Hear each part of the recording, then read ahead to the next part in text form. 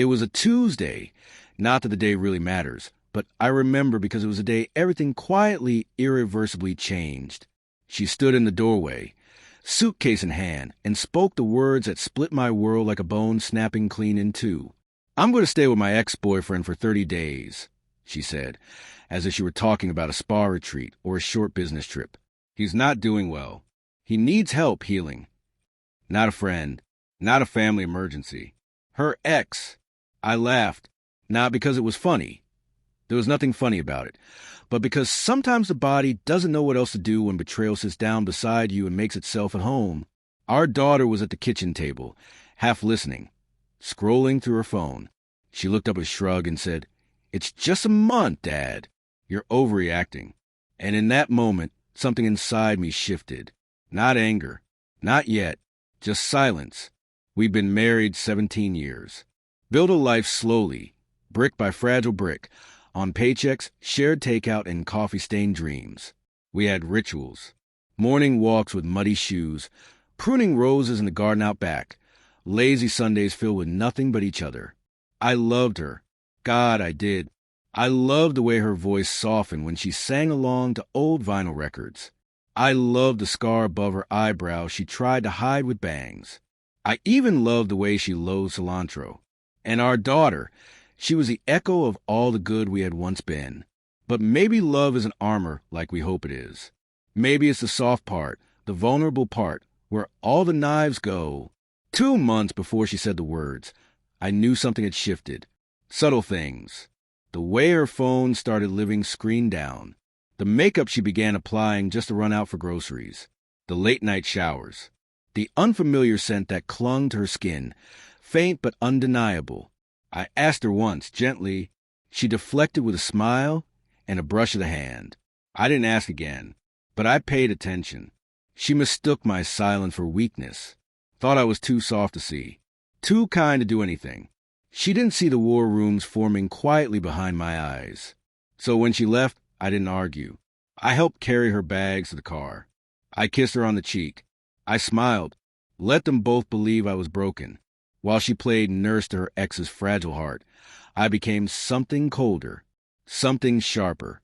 I hired a private investigator, the kind who doesn't ask questions, just delivers receipts. And he did. Photographs, messages, timestamps. They weren't healing.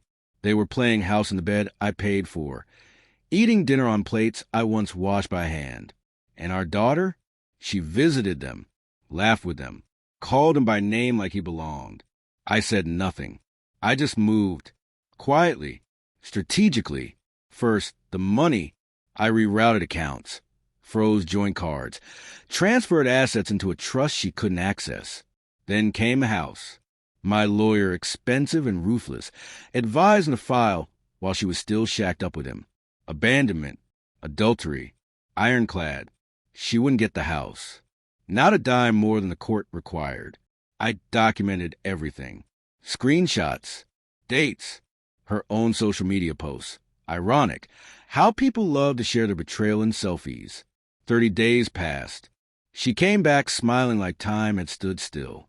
Said she'd learned a lot, that she felt centered, that maybe we could reconnect. I handed her a plain folder. Inside, divorce papers. Her face dropped like a curtain. "You can't be serious," she whispered. I was calm, deadly calm. The hearing was short.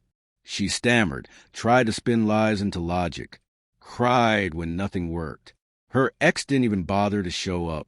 Our daughter sat behind her, arms folded, glaring at me like I was a villain in a play she hadn't paid attention to. The judge ruled in my favor. Adultery, abandonment. I kept the house, most of the assets. She got her clothes, her car, and a small settlement to begin again. When it was over, she leaned close and whispered, "You destroyed everything." I looked her in the eye and replied, "No, I just stopped pretending it was worth saving." A week later, our daughter came by, tried to guilt me, said love should mean forgiveness, said I was punishing them both. I didn't raise my voice. I didn't argue. I showed her the photos. The messages. Her mother curled around another man in the bed we once shared. while lying to my face. She turned pale. She cried. I told her she could live with her mother if she wanted. I wouldn't stop her. But she couldn't have both comfort and betrayal in my home. She left that night, and I watched the slow unravel begin. The ex-boyfriend wasn't who she remembered. He had demons, addiction, debt, rage. He hit her once. She called me. I didn't answer. A month later, she filed a restraining order, started posting cryptic quotes about healing, lessons, loving yourself first. She moved into a small apartment in a part of town she once swore she'd never live in. She had to work again. The boutique was gone. The comfort was gone. My daughter tried to come back a few times. I let her visit, but the warmth was gone, replaced by something colder. Actions have echoes. She made her choice. Now I live in peace. The garden still blooms. The coffee still brews. The house no longer carries the weight of lies. People call me cold. Let them. I was kind until they taught me not to be. This isn't bitterness. This is clarity. Love doesn't mean surrendering to betrayal. It doesn't mean bleeding just because someone says they didn't mean to hurt you. And sometimes the most merciful thing you can do is walk away while they're still watching.